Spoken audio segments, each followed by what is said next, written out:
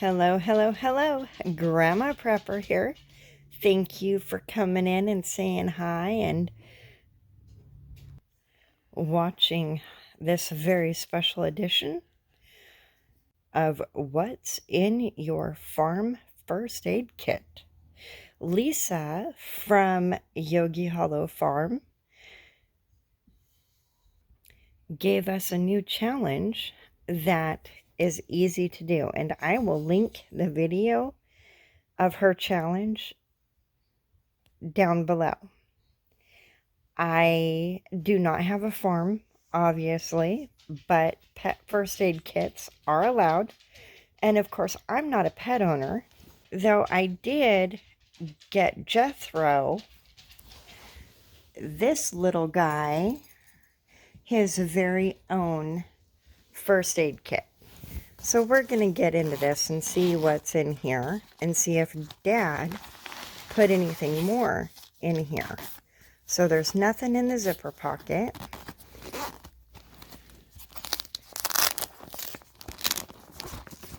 This is very difficult to do one-handed.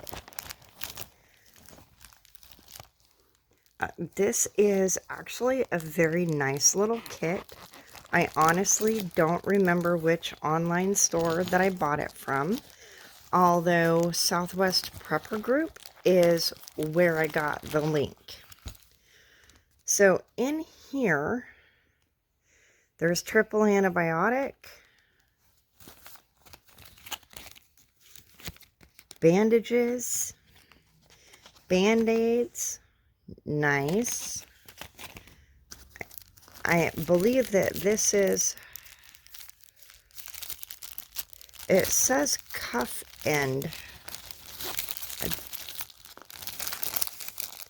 Oh, those are gloves. Very nice. Pet care aid, little instruction book. And it says what's in the kit, which is also very nice.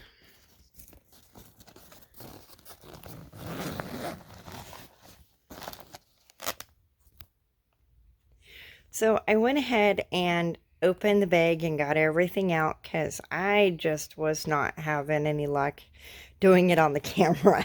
So here is a light pen, tweezers. These are not the greatest tweezers, so Ken, you're gonna have to change those out because those are not good scissors or tweezers. I actually have metal ones in the regular med kit that I have, and if I've got this with me, I have my med kit, so worst case scenario, I've always got it. And yes, I keep alcohol so that way I can sterilize it, whether it's for me or for him, and it doesn't matter what tool I use with that in mind. I do have stuff to sterilize.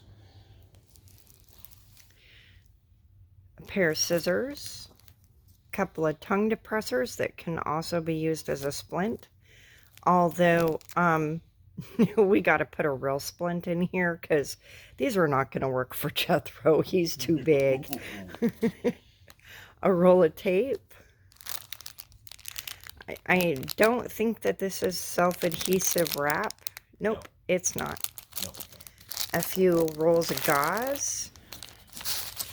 A combine pad. A couple of sterile gauze pads. A blood stop trauma dressing. And we need to put a different leash in here as well. This is for small dogs. Yeah, that's not going to work for Jethro. Emergency drinking water and this cute collapsible drinking bowl that can also be used for food. An instant cold compress and hydrogen peroxide. And like Ken was saying, he has other things in other places, but I will educate him about what needs to be in here.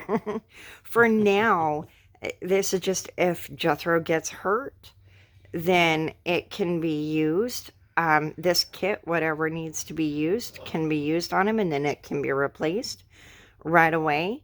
But if we have to bug out, this is his emergency kit. So we need to make sure that everything Jethro medical is in this bag so that we're not fumbling for multiple bags and finding multiple things in different bags, so that everything that Jethro needs is in one place so that we only have to grab one bag in an emergency, whether it be here at home or on the go. So just for fun on that, first off, I'm kind of really disappointed.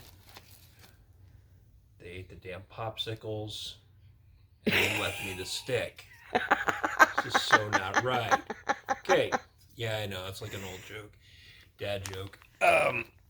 All jokes aside, I do keep a couple of cases of water in the car. So while these bagged emergency waters are nice, I keep a lot more in the van. And since I drink them when we go out on hot days and stuff, I use a different bowl as well. But I make sure that he has water to drink, and I drink the same, not out of the dog bowl, obviously, but Are you sure? you know. I'll just say I've had a few dates that I probably could have done better with, that Jethro kisses better than. Just saying. Anyway, I'll grab a couple of water bottles, pour one into the bowl for him, and drink the other.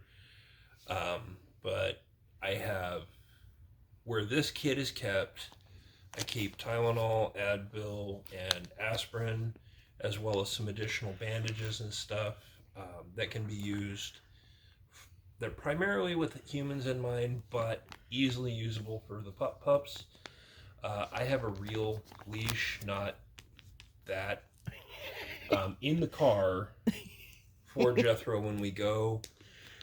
The chain that if you're like seeing me joke around with that with Grandma Prepper, there's actually a couple of D-hook, I believe they're called carabiners, very similar to that, and they're set up to where I can easily hook it to his collar and then around my waist or whatever, or if I happen to have his harness on, I can hook it to that.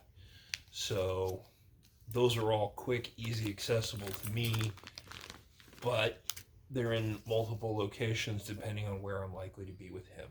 Sorry, I keep cutting your head off in the video. Hey, it's better than normal. I mean, you bit my head off many times in life, so All right, then there's also this plastic bag that has bandages in it, as well as towelettes for cleaning the wound, and triple antibiotic. Now, in this bag, it would be great to have a couple of pouches of the, Tylenol, the single-serve Tylenol like you find in the first aid kits that you buy for your car, etc. And I'm seeing now that I'm actually looking at this, there are quite a few things that are missing that I would love to see in here. Of course, these gloves are probably never going to fit those paws. So, these... Just to give you guys a really, really good idea, that's a standard size coffee mug, okay? It looks like a child mug in my hand. But with that in mind, Grandma Prepper, I keep gloves upstairs, in the garage, and in the car. The ones in the garage are primarily for if I'm using tools, but they are nitrate gloves. The ones upstairs, same thing, they're nitrate gloves. And then I keep some in the car. The car ones are for if I'm going into the store, I gotta work on the car. Or with my job, a lot of times I have to handle potentially items that could have some kind of a drug involved, and for my safety, I keep a thicker glove. I don't play around with my health and safety. No biological hazards Yeah. allowed. Yeah. There's like, in my particular job, they have discussed that people have found like open fentanyl. So, yeah, we don't mess around. I don't play with that. So I have gloves in multiple areas for a reason. Although it would be a great idea to have them in here too. Well, like I said, if I have to go, I'm grabbing this bag to go with what I have already there. And in the car, I have 2 boxes of gloves. Upstairs, I have 2 boxes of gloves. And, oh wait, one of the ones upstairs is supposed to go in the garage. So it'll end up being like 4 boxes all around. And then I might have a couple more on top of it. Again, unfortunately, it's kind of spendy, but some of us were, browbeat by other people. Not that I'm naming names. Grandma Pumper. Into, being prepared and actually doing things in such a way that are going to be beneficial long term. Still working on what works best for me and my lifestyle, but that's part of the journey. You are very correct about that. All right. So, thank you very much, Lisa from Yogi Hollow Farms, for presenting this challenge to us. I am going to get all this stuff back into into this bag and back into Ken's hands. And then I'm going to go dump my coffee and wash my cup. Just touch the edge, not the edge, touch the... You want to see where your hand was? Alright, wash the cup, it'll be fine. I will put it in the dishwasher, and I will not drink the remainder of my only coffee for the night. Anyway, I love you guys. Thank you. Have a wonderful night, and enjoy. Hopefully I live. He's not going to live. He touched my coffee cup.